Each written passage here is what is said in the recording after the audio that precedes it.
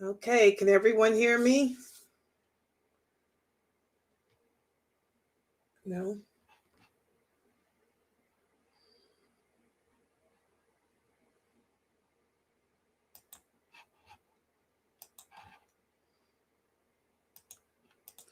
Okay, can everybody hear me now? Yeah. Okay, thank you, Sabrina. Okay, let me get myself situated. I just woke up. You look at, I fell asleep. I just woke up, so I would have missed the class. Cats woke me up. Oh, I'm glad you did. Yeah, I mean, I would not have woken up. Oh, by the way, before we begin, Jamila, Sister Jamila said that she talked with Sheikh Atlee and he just got the books in. He got the book? Yeah, he just got them. They're not on his website yet. Jamila, did he say when he's going to put them on top of his, put them on top. Did he say when he's going to put them on his website? Because it's just the ebooks now. Did he tell you when he's going to put the books on his site so they can order them off the website? Because you talking about the other kind, right? No, I'm talking about the book. Jamila, you can hear me, Jamila. Did he tell you when he's going to put the books on his site? Because right now all he has is the ebook on his site. Okay, but he told you he got the real hard copy books, right?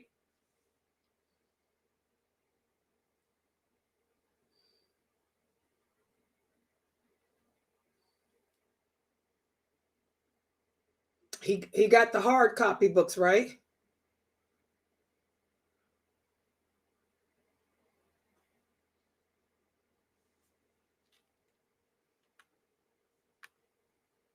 Okay. Well, I need him to yeah, he's got the books. He just hasn't put them on his site yet, but he will put them up there. Then y'all can order the real books. We still got a little bit before we get to that anyway, because we still got a few more hadiths to go. You know what? Huh? I just put the book in my phone today. Yeah, that's good. That's the ebook. Well, he's gonna have the much. But I want the other one. Yeah, yes. How much did the book cost? Do you remember, Jamila? It wasn't what, was it $4, something like that? Just so Sabrina can get her money together. Was it $4 or $5?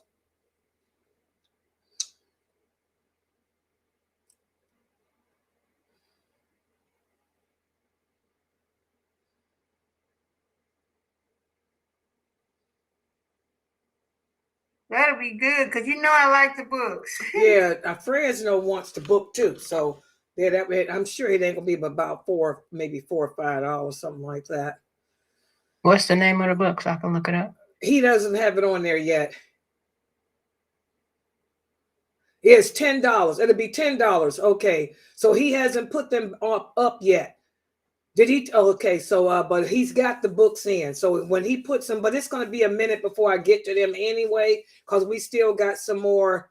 Maybe we got a few more hadiths left from termites. That class is going to replace termites. In fact, inshallah, if we finish termites and not one of us, it's going to replace both of them. I'll have that class on Tuesdays and Thursdays. So y'all got some time. When he puts it up, y'all be able to get it. But she said it's $10. Okay. Yeah, so just hold up your $10. It's gonna be about a month probably, because we only have that. It'll be a minute because we do the termites and stuff just once a week. Good. I was really thinking about that today. I said, oh well. Yeah, hold on for one. Yeah, so I'll let y'all know when he got it put on his website. When he puts it up there, then y'all can start ordering it. And it's $10. That's a good book because it'll go hand in hand with Aqidah. We can never learn enough of that. And With the book I'm teaching of Kareem Abu Zaid's, his whole series that I'm teaching, we already covered the pillars of faith and all of that in the book Get to Know Your Lord. So the good thing is that with the book of Sheikh Atlee's that he just wrote, Sheikh Atlee just put together a book called Beliefs, the 5 Pillars of Belief. He goes into detail, because I got a copy of that book. He goes into detail explaining them. That'll be reinforcement for y'all, as we continue with Walla Well Better, because the second volume of Diluting is Walla Well Better too, which is the second part of the Shahada. Sheikh Atlee's book will cover that first part again. So I'll let y'all know when he gets it. You don't have to buy it yet, because we're still not done with termites and the other one. Okay, but it'll be $10. So just get your money together, Sabrina. Just put $10 aside. Okay. And tell your mother too, Mina, because your mother wanted the book. She bought the ebook. Tell her he got the book now, but it ain't put up yet. Okay. All right, guys. We're getting ready to start this class. Let's start it off with this first. Hold on. Where's my little excerpt things? Let me see it. Wait a minute. Oh, God, I'm cold. Sorry, I'm cold. Oh, I'm hot, rather. I'm cold, but I got the heater on and it's kind of hot. Hold on. Let's see. This is the one that I'm getting ready to do now. Okay, hold on. She was the sister of one of the wives of the Prophet, Sallallahu Alaihi Wasallam. Her father will be the second person to enter paradise. She proved her love to the Prophet during his migration and earned the nickname of the woman with the 2 waist belts. Despite an unhappy marriage, she was rewarded with a life of 100 years. Join Ustada Lailanasheeba as she tells the story of Asma Bint Abu Bakr. Oh, I'm sorry. Okay. Ina alhamdulillah wa salat wa salam ala wa rasulullah. Welcome to our series entitled Heroines of Islam. The Heroines of Islam. And this has become one of the most provocative series that I've ever taught. A lot of sisters are really enjoying this series, alhamdulillah, and the brothers too. And I must say that I am pleased at some of the comments I'm getting from the brothers as well about how they're learning so much about the women in Islam. Because by learning about the female companions, you're also learning the history of Islam. You're also learning about the Prophet Muhammad sallallahu alaihi wasallam, and you're also learning about women issues in Islam. And some of the comments I've been getting from some brothers was they did not know that women played such an active role. A lot of the brothers have emailed me saying that they are surprised to see that the Prophet didn't keep the women locked up the way some brothers today think that we're supposed to be. They're surprised to learn that the female companions participated on the battlefield. They participated inside the masajids. They participated at the Hudaybiyah Treaty too. The women were there. And this is why I tell you guys that the Muslims in the West are so shocked, because the Muslims in the West have this misconception about Arabic women and about women. I mean, you can tell they don't come in contact with many Arabic women, because if you were in contact with Arabic women, you'd see that Arabic women are very strong-minded. They're very outspoken, and they can be very aggressive. like yours truly, right here, because I'm half Arabic too, and so, that's why it's important to learn the history of Islam. That's why it's important to learn about these companions. Now, tonight's story, I'm going to do the story of Asma, the daughter of Abu Bakr. She was Aisha, radiallahu anha's sister. I tell you women all the time, excuse me, that there is nothing that we encounter in our lives today that those female companions have not already encountered. And if we would learn about them, you will learn how to handle yourself in those situations. We learn from the stories of the Prophet's wives how to handle jealousy, how to handle anger and our emotions. Well, we learn from the story of the woman who raised him, how to be patient. Well, today we're going to learn how to handle a bad marriage. The Prophet Muhammad sallallahu alaihi wasallam's marriages were good. All his marriages were good. He only divorced one wife, but he took her back. He divorced Hafsa and took her back. Okay. But other than that, he had a very, his marriages were all filled with ups and downs like any marriage is. But, they basically all got along. Well, this story is different because Asma, the daughter of Abu Bakr, she was very unhappy in her marriage because she was married to a man who was extremely abusive. And even though she appealed to her father for help, sometimes, we become clouded in our judgment.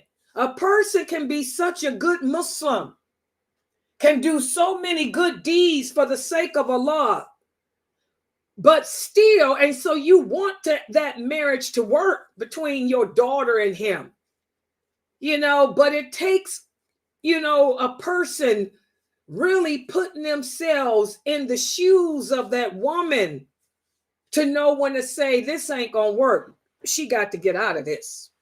Okay. And that's what ended up happening eventually, but it took some time. It wasn't until much later that Asma got out of that bad marriage, and Allah rewarded her for her patience. And he rewarded her, by having her, one of the signs that Allah is pleased with you, he gives you a long life. She's one of the companions that lived to be 100 or older. Wow. So let's do her story. Let me put the PowerPoint up on the screen. Let me set it up for you guys here. And Sister Layla, you still got to remove the. Yeah, I'm gonna do all that too. Yeah. Let me do that right now too. I was gonna do it y'all first, but let me do that too, so I don't forget it. Let's put this down so she can see. She wants to. By the way, guys, you can take screenshots. This is what my students are doing. That's why I'm taking everything down. You can take screenshots on your cell phone of the PowerPoint, and that way you can print them out. Print it out, and you will have it like a booklet so you can study what I'm teaching, So that's why I'm taking all this down. And I'm going to make my screen as larger too. Y'all see that? I'm going full screen. Oh, wait a minute. This one's still up. Oh, I can leave that one up. No, I can't. No. Let me take it all down. Hold on. Oh, I hit the wrong button anyway. This is it.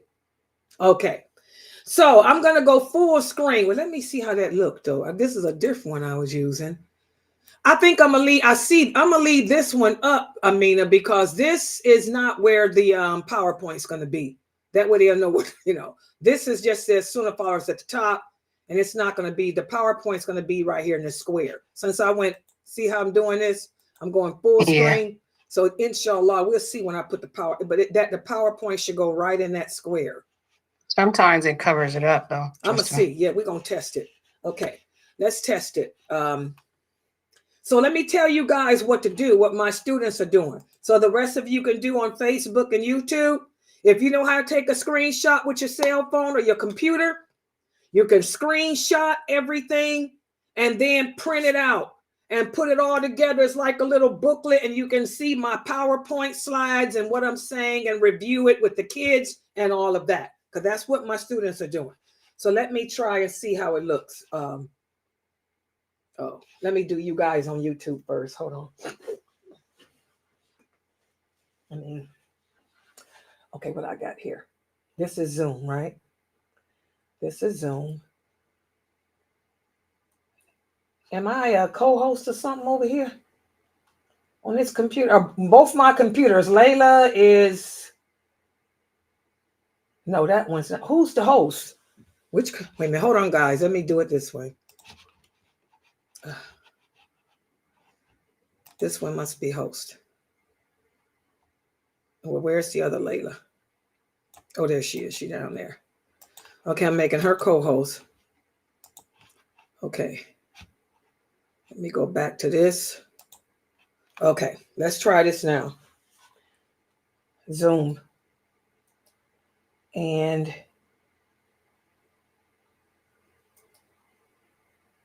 okay. Okay, for people watching me here, just hold on. Give me a second. Oh, let me turn it off. Then I'm going to go to my screen. Oh, what is all this open? I got all these things open. Hold on. I know it's black, but y'all will see me in a minute, inshallah.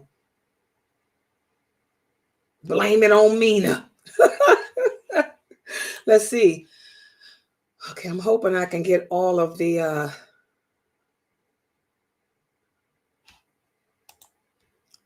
Abu Bakr PowerPoint allow. Okay, now inshallah, let's see if you guys are going to see PowerPoint. Okay, there we go. Okay, let's see. Let's see now. I'm going to take it full. Okay, see that? Let's see how that looks. Okay, keep your eye on that, Mina, because I'm getting ready to check something. Now, when I go to show the PowerPoint, I'm going to be using this. So let me, is that thing covering it? Wait, you got to wait. It's lagged a little bit for you. Wait a minute.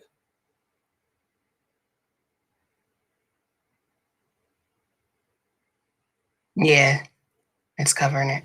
Okay, hold on. Just to see that, with that covered, I'm trying to see. Because I like my Sunnah follower at the top, so they know it's my stuff. No, it won't cover the PowerPoint. It's good. Because, see, I want them, when they screen share, they'll see it soon from Sunnah followers. It's from Layla. You know, copyright. You know what I'm talking about? Yeah. Use my material. It's called copyrights.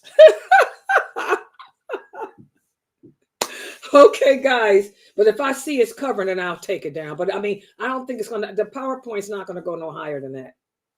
Okay, let's get started. So tonight we're going to do the story of Asma Bint Abu Bakr, who was the daughter of Abu Bakr. You guys can screenshot this, because this is the first slide.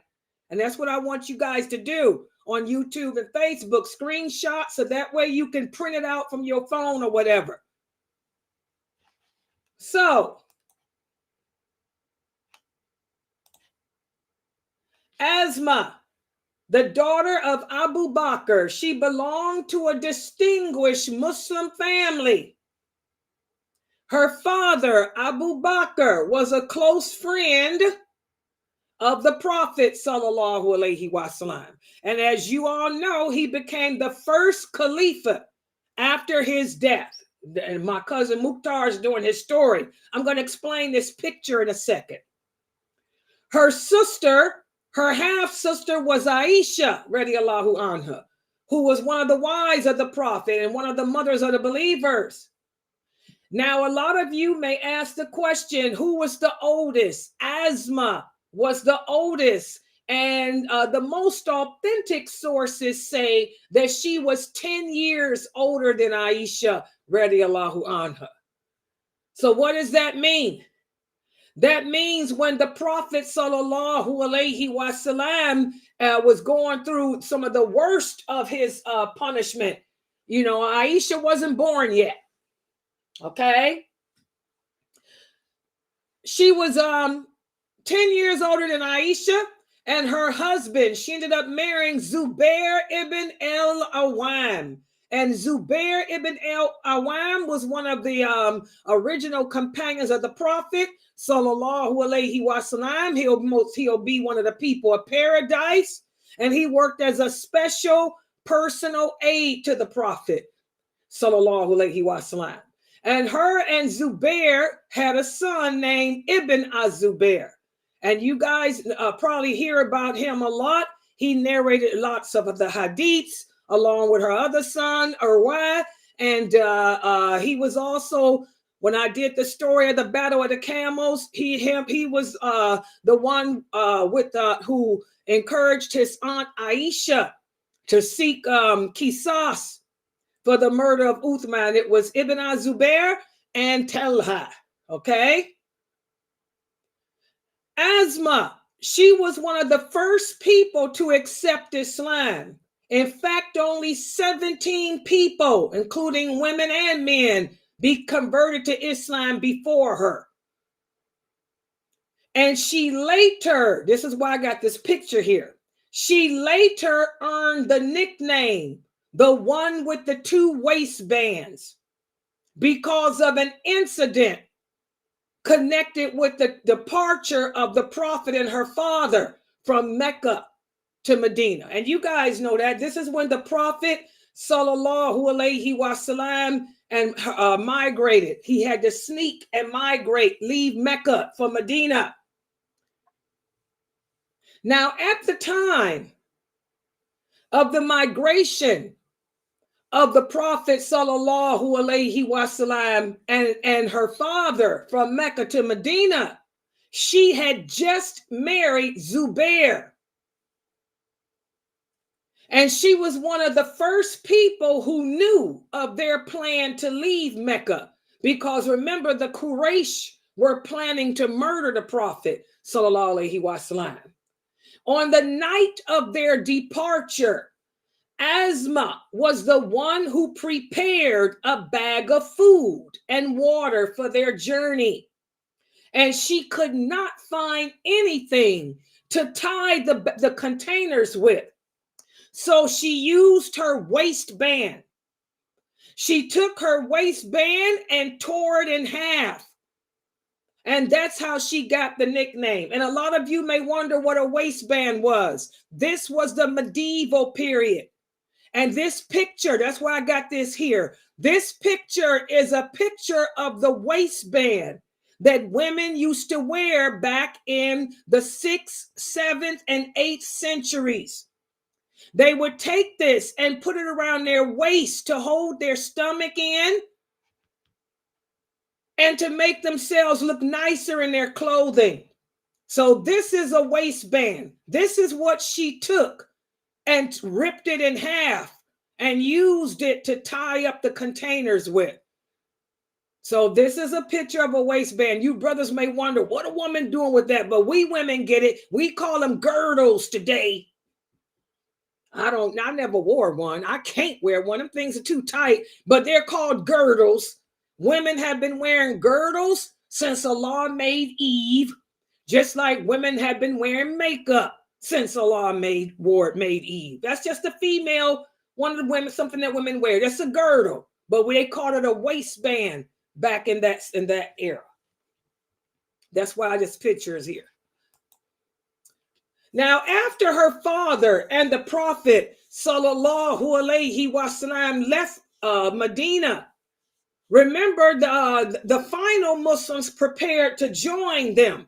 Again, Asma had just gotten married to Zubair, and she discovered right before they left that she was pregnant. But she did not allow her pregnancy to stand in the way of her leaving. So she gathered her things together like the rest of the Muslims did, and they began their journey from Mecca to Medina. And remember, we talked about it. It took anywhere from 10 to 14 days. Back in the 6th, 7th, and 8th century, they didn't have cars and buses.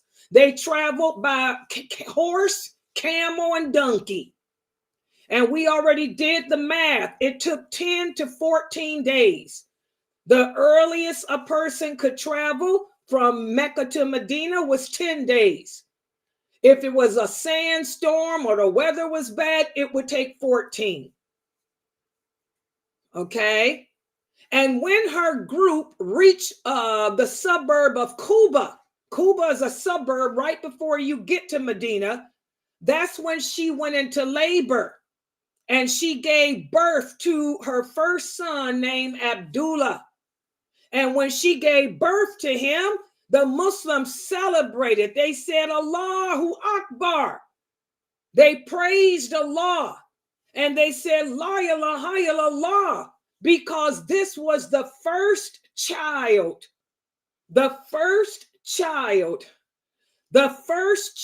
to be born in Medina from the immigrants. Okay? And by the way, this is how Aisha radiallahu anha got her kunya, her nickname. Remember when we did the story of Aisha, one of the things that bothered Aisha was the fact that she never had children. So one day she told her husband, the prophet, she said, everyone has a kunya, everyone has a nickname but me, because I'll never have kids. So the prophet told her, oh, Aish, you do have a kunya. He said, your kunya is Abdullah. He said, because the aunt is just like the mother. The aunt is just like the mother. The aunt is just like the mother. So call yourself Abdullah after your oldest nephew. That's where that hadith came from. That hadith is authentic. It's Bukhari and Muslim, as is all of these here. This story I'm giving you, all of these hadiths are taken from out of Bukhari, Muslim, and Muwatta, like I always do. Because I'm not going to leave room for no brothers to come and try to slam Layla with they sheikh. Because like I tell y'all, my sheikh is the best of all. His name is Muhammad ibn Abdullah. Sallallahu alayhi wa sallam. So Asma radiallahu anha had made it to Medina and gave birth to her first child. And when she arrived in Medina, she found her new neighbors to be good women. She liked the people of Medina. Asma, just like her sister Aisha, she could not cook well. In fact, she was a bad baker. So the women of Medina used to make bread. Can somebody mute whoever that is in there? Do I have any moderators? Any moderators? Hold on. Oh, God. I guess I don't. Hold on.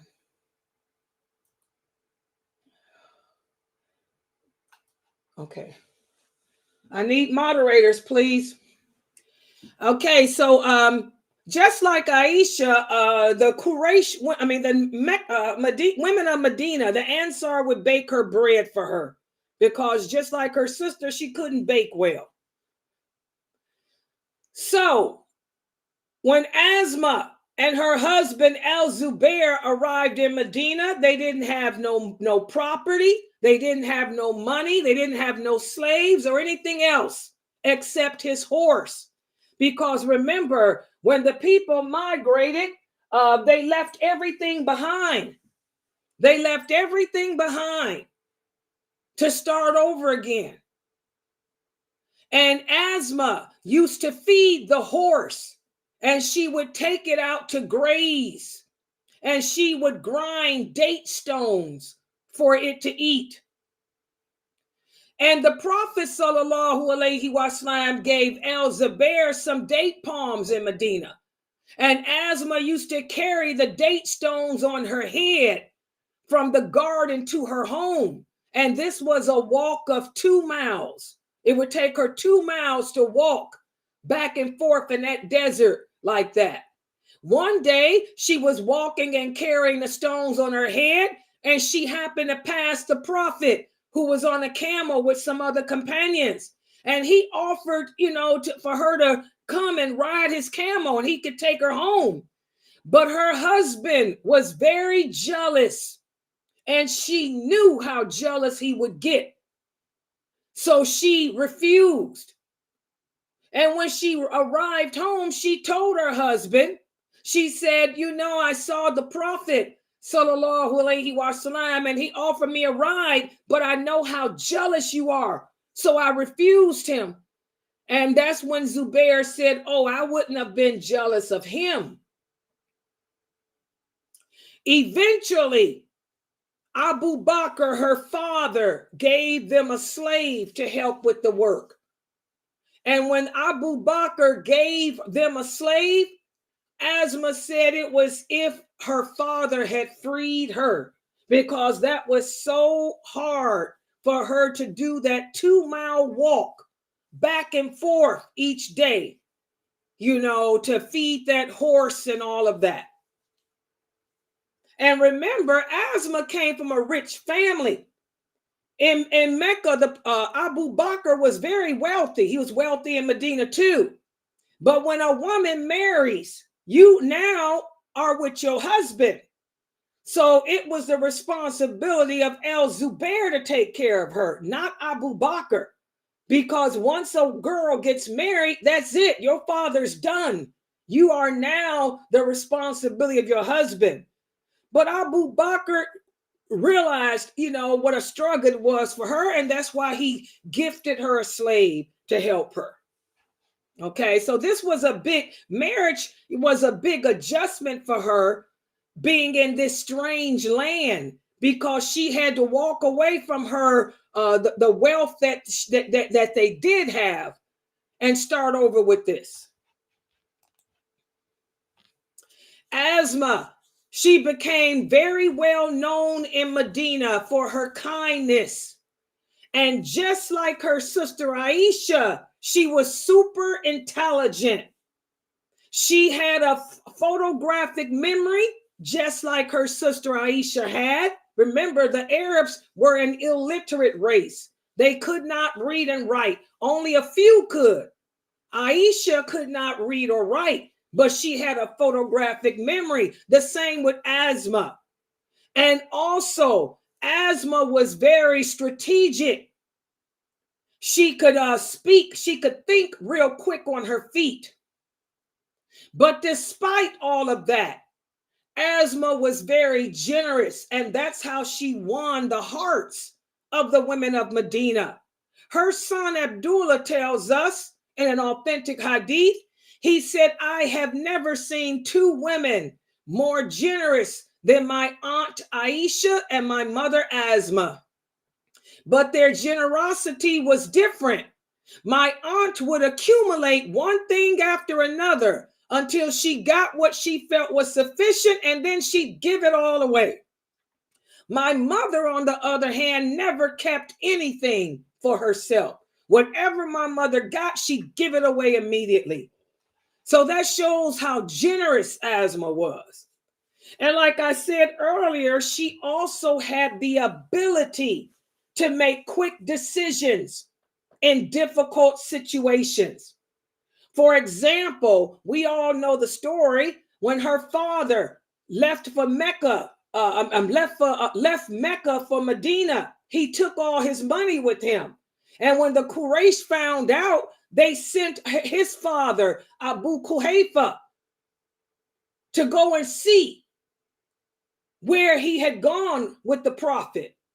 So Abu Kuhayfa came to the home and said to Asma, I heard your father left, and he left and took all the money with him. Asma thought quickly. She said, no, grandfather. In fact, he left us a lot of money. And she said that so to throw the Quraysh off. So what she did was she knew her grandfather was blind. So she took some rocks, put them in a small recess in the wall where her father used to keep his money. And she threw a piece of cloth over the pile of rocks.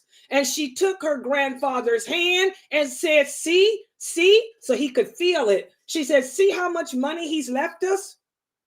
So that's how quick-witted she was.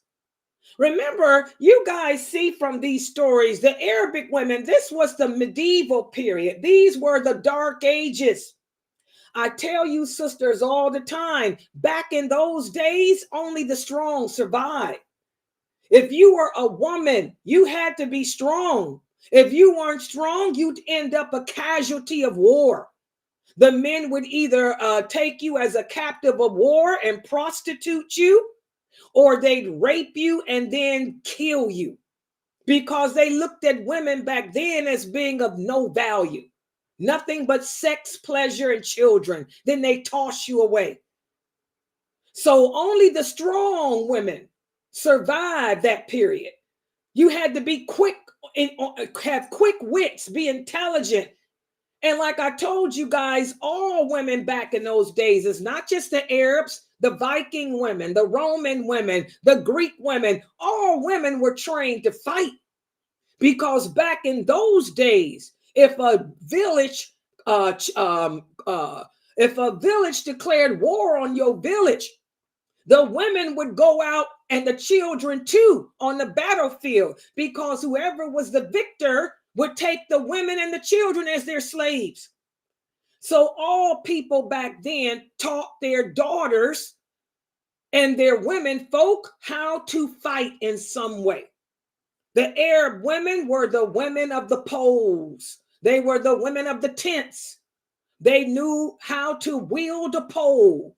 They knew how to wield a sword.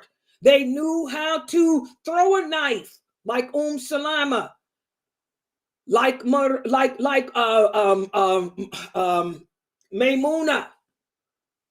like Habiba. And the ones that didn't know how to fight hand to hand well, they were trained mentally how to be strategic, like Baraka, like Sauda, and like Asma, radiallahu anha, and Aisha. All right. So in this period in history, guys, women weren't like they are today, because women weren't treated like they are today. So the women had to be strong. Islam came about and gave women rights they never had before. That's why women embraced Islam, because they were finally freed of prostitution, slavery, debauchery, and all of that. Okay? To show how Asma was not just a generous person, but she was also a God-fearing person. When the Muslims migrated to Medina, of course, that's when Allah sent down a command that the Muslims could finally fight back against the Quraysh. Well, before Islam, Abu Bakr had many wives, like all the men did. But when Abu Bakr converted to Islam, he divorced all his wives, except for the mother of Aisha. The reason being because the other wives did not convert to Islam. And I want you brothers to listen to that. A lot of you young brothers are always asking, can you marry a Kafir woman? Why would you want to marry a Kafir woman? The companions divorced their Kafir women. Well, Asma's mother she refused Islam. Her name was Qutayla. So Abu Bakr had divorced her. When the Muslims migrated to Medina, Qutayla wanted to see her daughter. So she came to visit her. She was not a Muslim. She was divorced from Abu Bakr. And her mother brought gifts for her. She brought gifts of raisins, butter, and tree pods that she could plant, that Asma could plant in her new land. Asma refused to open the door and let her in her house. And she refused to accept the gifts from her because she was a kafir. So she sent someone to ask her sister Aisha, to ask the prophet, does she have to see her mother? And the prophet sent a message back telling her, yes, allow your mother into your home and accept her gifts. And that's when Allah sent down the revelation in the Quran saying, Allah forbids you not in regards to those who are not fighting against you because of your religion, those who are not driving you out of your homes from dealing kindly and justly with them. Allah loves those who are just. Allah only forbids you in regards to those who are fighting you for your faith. So that's when Allah sent down the verses saying, even if your relative is a non-believer, as long as they are not enemies to Islam, as long as they are not fighting against Allah, fighting against the Prophet or our lifestyle, we can accept their gifts and be nice to them. And that's where I get my dalil for you guys. When you guys ask me about presents, yes, we can accept presents from non-believers, but not on their holidays, we don't. 'Tis the season. No Muslim should be accepting any gifts until after New Year's. Because if you took a gift during this time, you're participating in their holidays. You're showing that your allegiance is to something that totally contradicts La ilaha illallah. But after the first of the year, you can take whatever gifts they give you. Okay? So, Asma radiallahu anha, she had moved to Medina. She had to make great sacrifices. And life there was very hard for her. Also, she was extremely unhappy. Why? Because she found out when they moved to Medina that her husband was the most jealous of all men. And he was very hard on her. And I can relate to that. Sometimes we women, you never know a person until you live with them. She had just married him right before the migration. Now they've been together for a year or so. He was extremely jealous. Some men just don't want you to do nothing. He also married 3 more women when they moved to Medina. And as Asma tells us herself in this authentic hadith, she said whenever Zubair was angry with one of his wives, he would beat her with a stick until it broke. And remember, guys, Islam was revealed in stages. This was before Allah sent down the verses speaking about be kind to your wives, be good to your wives. The Arabic men were very oppressive to their women. They used to bury their daughters and all of that. Well, Asma was married to Zubair. He was a good Muslim. He was there. He will be of paradise, but he was a typical man who couldn't keep his hands off his wives. One day, Asma went to her father, Abu Bakr, and she complained to him about how unhappy she was, about how miserable she was living with him, how he questioned everything, and how he would not hesitate to hit a woman. And her father, knowing what a good Muslim Zubair was, he told her, my daughter, be patient with him. Because if a woman is married to a righteous religious man and he dies and she doesn't remarry after him, they'll be together in paradise. And that's why some of these imams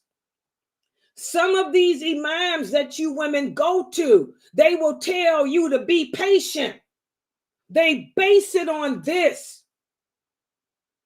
But the reality was all of this changed. This was in the beginning. There was another one of El-Zubair's wives. Her name was Kulthum bint Uqba. I'm going to talk about her too in this class. She also complained of how harsh and abusive El-Zubair was. In fact, she didn't tolerate it. She pressed him into divorcing her after a few months. So he was known for being heavy-handed. And this is when the verses started coming down about how men should treat women. Remember, Islam liberated women. Islam gave women rights they never had before. This is when the Prophet Muhammad started speaking out against men who were oppressive to their wives. He said the best amongst us are those who are good to their wives. He said, I never lay a hand on any of my wives, and I am the best of you. He used to admonish the men so much that the men stopped beating their wives. And you know what happened then? That's when the Arabic women became aggressive and started beating their husbands. And that's when the prophet said, Subhanallah, you men transgress the limits with the women. Allah gave you women rights, and now you women going to transgress the men. He said, don't you women know if Allah would have made anyone more deserving of your prostration, it would have been your husbands? The prophet said that to prevent the women to stop them from abusing and disobeying their husbands. Okay? But in the beginning, when she moved to Medina, those verses hadn't come down yet. So a lot of the women were married to men who were abusive, and Asma was one. Okay? Asma listened to her father because El-Zubair was a righteous, good man. And she stayed with him. She tried to make the marriage work. They ended up having 8 children. But she could not deal with his abuse. Finally, after she gave birth to her last child, Urwa, Az-Zubair at that time had become very wealthy, and she convinced him to divorce her, and he finally set her free. Okay? So this is where that comes from, where some of these imams will tell you to be patient, but they don't understand Abu Bakr told her that before the verses about be good to your wife came down. Okay? The Prophet Muhammad started admonishing these men, including Umar, because Umar had a heavy hand with his wives too. The only wife that Umar never hit was Atika. Okay? And that's another story. I'm going to do her story for y'all too. Okay? So she had 8 children by Zubair, and finally she ended up divorced from him. And it wasn't until she was divorced from him that she was able to enjoy life a little more. Her oldest son was El-Mundir.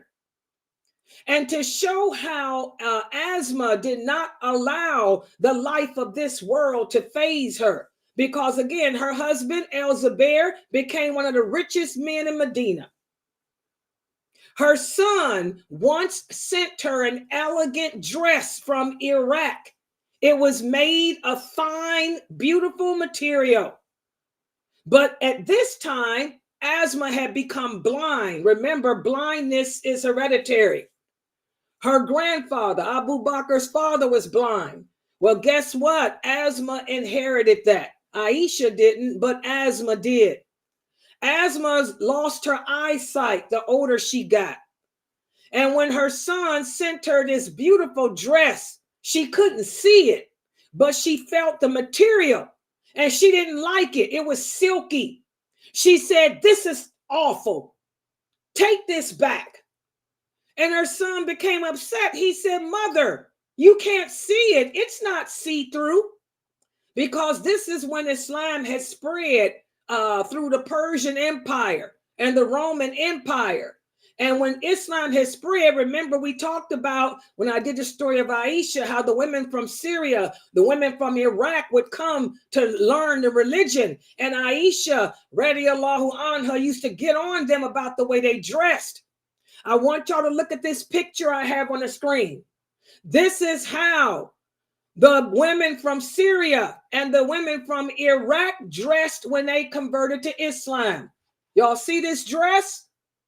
The fabric is lawful. The color is lawful. And they had hood. Y'all see why I like my hoods?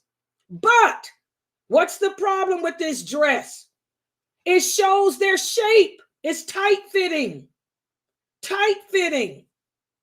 And that's what Asma told him. She said, "It may not be see-through, but it's too tight-fitting. It shows the contours of the body." She said, "I don't want nothing to do with this."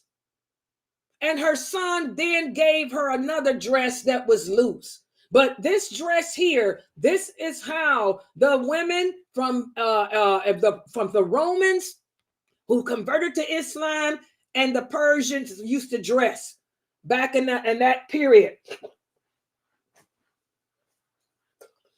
As you guys can see. And now you see how life is a circle. Because look at the way we dress today.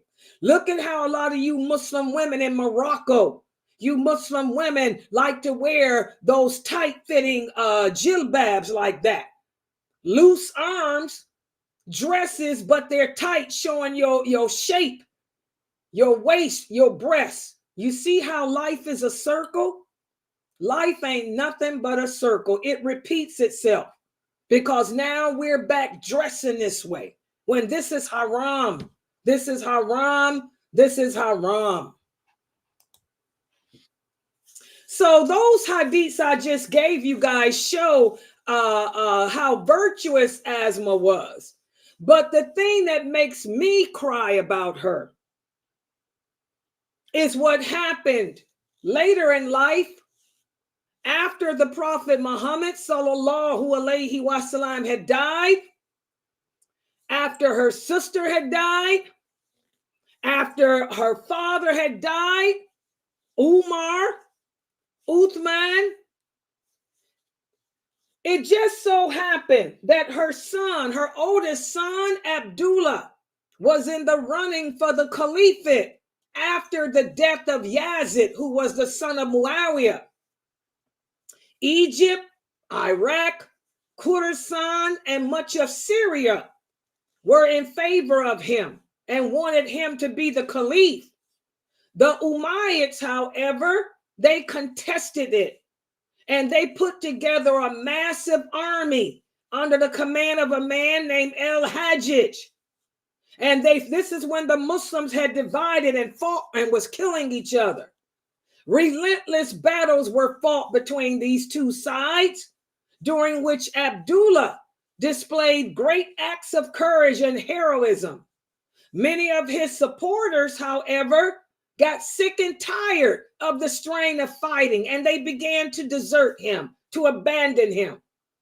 So one day he came to Mecca and he sought refuge in the sacred mosque there, and he went to his mother.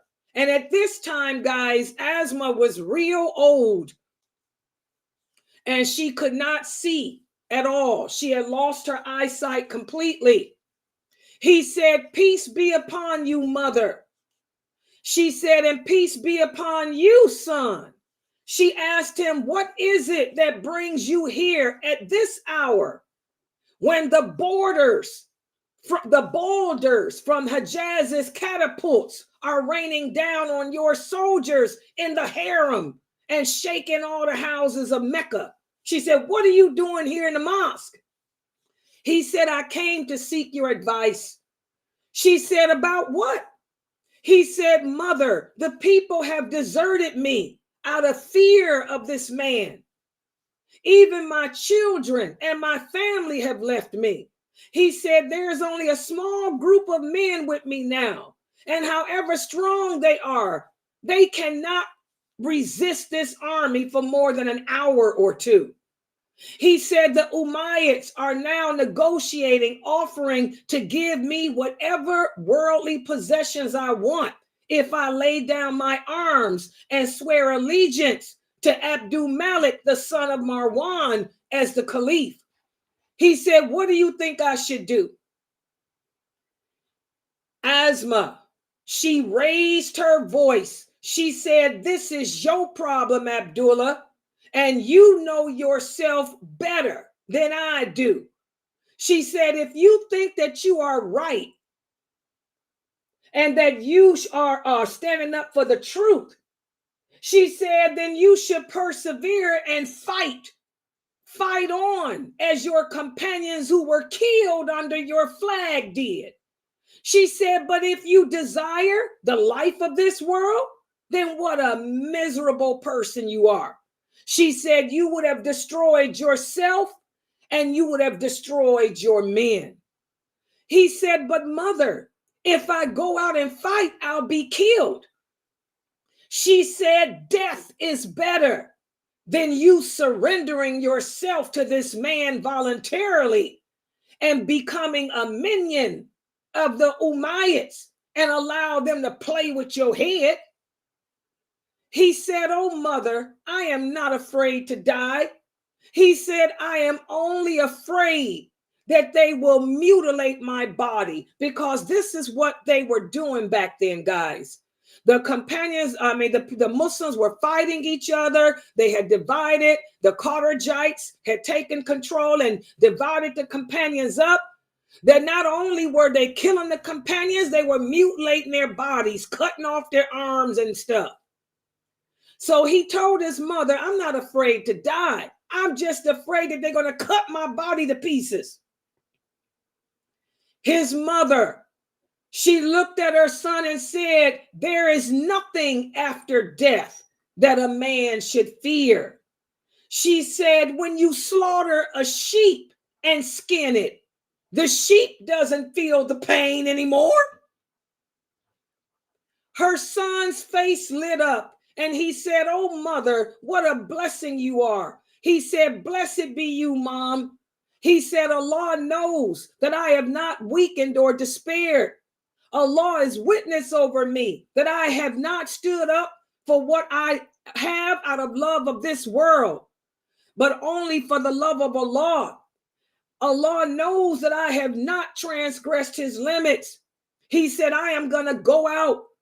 And if I am killed, do not cry for me, and instead make dua for me. And his mother then told him, she said, I will pray for you. She said, but only if you are killed, but only if you are not killed for some unjust cause. And so he went out, he fought, and her son was killed that night, guys. But before he left, she hugged him and she smothered him with kisses. And she felt him that he was wearing something. She said, what is this under your clothing? He said, it's an armor. She said, this armor is not the dress of a man who is desiring martyrdom. She said, take it off. And if you take it off, it'll make you move quicker and lighter. And instead wear a long garment so that if you are killed, your private parts will not be exposed. So her son took off his armor, and as he left the harem to join the fighting, he said, mother, don't forget me in your prayers. And that's when Asma raised her hands up. Like I told you guys, you raise your hands up. She said, oh Allah, have mercy on his staying up for long hours during the night and his crying in the darkness of the night when other people slept. She said, "Oh Allah, have mercy upon him for his hunger and his thirst on his journeys from Medina to Mecca when he fasted." She said, "Oh Allah, bless his righteousness to his mother and his father. Oh Allah, I commend him to your cause, and I am pleased with whatever you decree for him, and grant me for his sake the reward of those who are patient and who persevere." By sunset that day, her son Abdullah had been killed. And 10 days later, that's when Asma joined him. She was 100 years old. Age had taken her eyesight, but age did not infirm or blunt the wit of her mind. And that's the story, guys, of Asma, the daughter of Abu Bakr. And again, you know, she lived a long life. I mean, it's like Allah rewarded her for her patience. You know, she was one of the first Muslims to embrace Islam. And by the way, I'm getting ready to put the picture up. Just give me a second. She was one of the first people to embrace Islam. She helped the Prophet sallallahu alaihi wasallam when he migrated. She was the one that sent food to him and her father. She would take it herself when they were hiding in the cave from the Quraysh. So all these things, you know, that she did for Islam. And what did Allah do? He rewarded her with a nice long life. How many of us how many people back in those days could boast to live to see 100 years old? Back in those days, most people didn't make it to the age of 30. But alhamdulillah, she made it to the age of 100 because of her devotion to Allah, her patience in a bad marriage, and all the efforts she contributed in making for the cause of Islam. So are there any questions or comments about the story of Asma, the sister of Aisha, daughter of Abu Bakr? Any questions?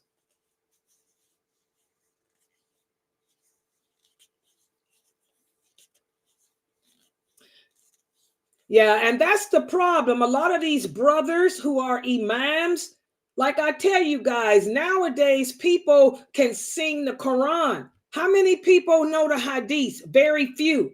They'll read a hadith and don't know the history behind it.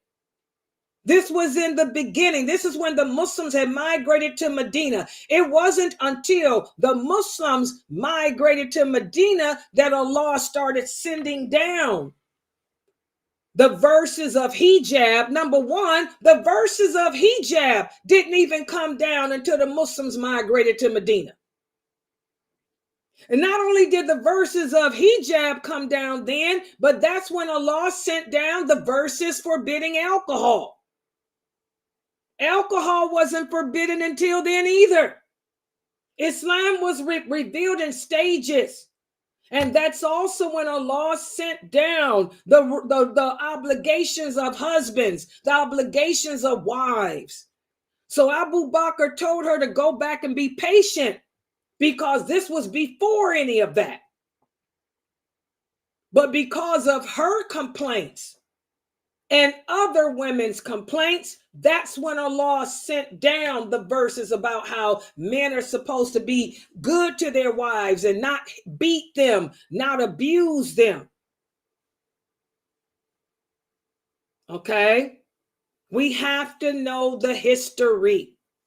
And that's why, like I say, when I'm teaching these stories, I'm giving you the history. Then I'll get these comments from these ignorant young men who think they're scholars when they're nothing, who would try to refute me, and I just delete them. I don't argue with these crazy people. You know, the Prophet Muhammad Sallallahu alayhi wasallam said, never argue with an ignorant person, because if you argue with an ignorant person, they may hurt you. And never argue with an intelligent person, because if you're arguing with an intelligent person, you will make them hate you. So you know me, I ain't gonna sit on the internet arguing with these ignorant men from the United Kingdom. Most of these men are from the United Kingdom. I don't know what their problem is. I don't know what's going on over in the UK, and I don't care. I'm in America, but I ain't gonna waste my time with that garbage. I'm gonna hate you for the sake of Allah and kick your butt up off my channel and keep it moving. I ain't got time for it. I don't know what they doing with the women in the UK. I could care less, but I ain't one of them. Born in the USA here, drop a bomb on you, bam, keep it moving. And from those original companions with a sword. Arabic woman here. We don't play that. I'm skilled with the pole too. Yes, I don't know what these brothers' problems are, but they better learn the deen. We have to learn the deen, guys, and the history of it. You don't tell women to be patient and they're in an abusive marriage where a man is beating the heck out of them, trying to kill them. Are you crazy? Abu Bakr was checked on that. The Prophet checked him on that. Okay. Yeah. Yeah. Any other questions or comments? Yes, that part is true. And Abu Bakr was true. If a woman does not remarry, if you die married to a man, you will be with him in paradise. That is correct. Yes. If you don't remarry, you will be with the man you were married to. Yes, that is correct. Abu Bakr was 100% correct. He was correct in telling her to be patient too, because that's what they did at that time. But right after that, the verses started coming down. Women were coming to the Prophet complaining about being beaten, complaining about impotency and everything else. And the first thing he would say is, do you want a divorce? Do you want a divorce? Do you want a divorce? That's why we have to learn the history. The Prophet didn't tell those women to go home and be patient. When the women came and said he's impotent and I fear for my deen, he didn't say go home and be patient. He said, do you want a divorce? When the woman came and said my father married me against my will, he didn't tell her go home. He said, do you want a divorce? When a woman came and complained about her husband being abusive, he didn't tell her go home and be patient. He said, do you want a divorce? So that was all after all of that. We have to learn these hadiths, brothers. Until you brothers learn the hadiths, you don't understand this deen.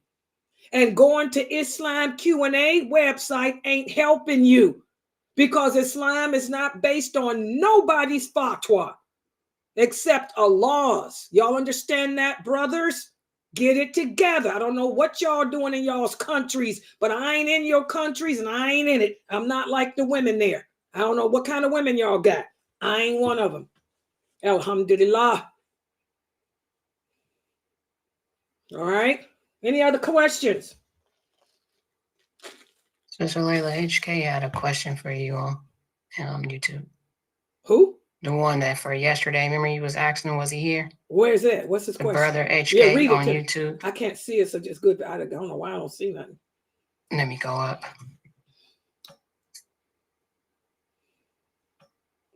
By the way, Brother Ahmad, that video you put out was excellent. Can you make more like that? The video you did about me breaking down that hadith. Look how many hits it's got. That's what I need. I need shorts like that. Yeah, shorts like that is what I need. But make sure you choose something like that that the people want to hear. That's how we get our subscriptions up. That thing is going viral. That was beautiful. That was wonderful. Yeah. Yeah, we need more of them. That was good. Inshallah, I would do it. It should be related to woman or like which topic? Which topic should be? Yeah, which good. Topic should be? Okay, yeah. Want? Yeah, they like to hear stuff like that. For some reason, those type of questions is what the people want the answers to. And you did a good job because you put the whole answer, my explanation, and my answers are long because I'm giving y'all the history. He put the whole history, my meaning, and everything. And that hadith is going viral. That is going. But I had those brothers from the UK. Came in on there and started talking. I told me I just delete them. I ain't got time for these crazy brothers who don't know their deen. I ain't got time. Don't put me in that crap. I ain't no UK woman. We American women different, man.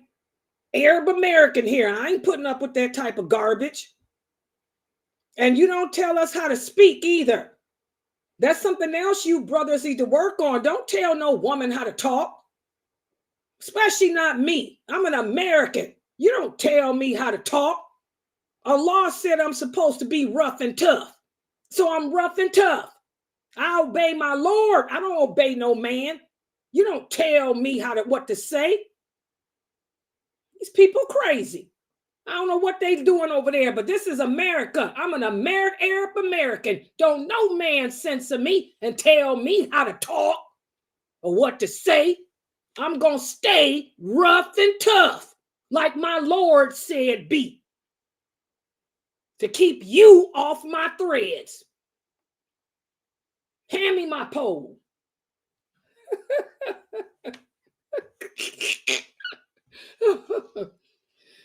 Yeah, what was his question, Mina? I don't see it. He said, as Muslims, are we allowed to marry people of the book? Remember when you asked him, he answer keeps your own asking question. That question. Yeah. He said he went to sleep. Brother HK, is that him? You talking about him, right? HK, are you here now? I done answered it about 10 times for him. HK, you in the UK? HK, I'm not talking about you either. I think you in the UK. I'm not talking about you. You a good brother. HK, are you here? Because I done answered your question about 10 times.